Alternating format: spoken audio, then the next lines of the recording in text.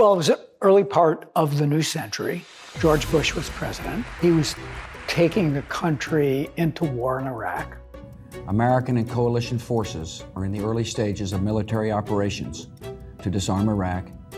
He was reversing a lot of economic policy that really benefited the middle. The question on everybody's mind wasn't, what does Washington need? Another think tank. I founded CAP because, frankly, we were being outgunned on the center left in terms of idea generation, coherence, a governing philosophy. We felt we needed to have that in order to change the direction of the country. I think one of the motivations my wife Jeannie and I had around supporting CAP was that it was an innovative way to approach problem solving in Washington, problem solving in society. The other critical role that CAP played in that first decade was to innovate in the way that ideas were spread. It needed to involve the best technology. You needed to figure out, how does video play a part? How do this thing called blogs play a part? CAP was producing fact-based, real-time pushback to the Bush administration. The Bush administration skewed status reports on the situation in Iraq. And then we marry that work with our communications professionals, our communications department, and we think about how do we get that out there to the American public. And those practices are now relatively widespread, and I call that success. From the very beginning, CAP came right out of the gate tackling some of the hardest issues we were dealing with. And CAP created a space for people to say, it's not about being quote unquote soft on defense, it's about being smart about your foreign policy.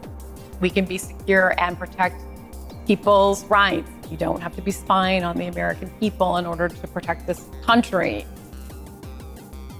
And as just been pointed out, the life of Iraqis is getting worse, not getting better. So that's the progress you should be looking for. We were the first Washington-based entity that endorsed marriage in 2004. When the Democrats were all scurrying to the corner for civil unions, we said no, marriage should be a right. Health insurance reform becomes law in the United States of America. CAP is the reason why we passed the ACA, and most importantly, CAP is the reason why we still have the ACA. The Affordable Care Act is safe from its latest legal challenge. My favorite day at CAP is, of course, the day when we passed the Inflation Reduction Act.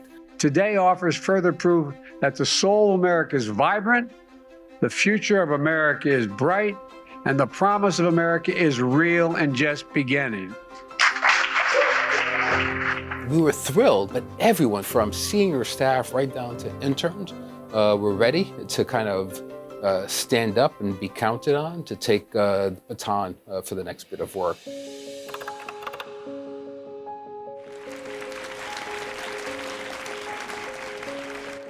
I wanted to come work here because John Podesta created a place. And so you knew it was going to be vibrant.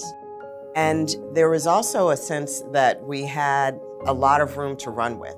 So creativity, new ideas, in the moment, all of that was embraced and celebrated. The engine of CAP, the heart of CAP, was always the fact that we were able to recruit a lot of young people who were brilliant and determined.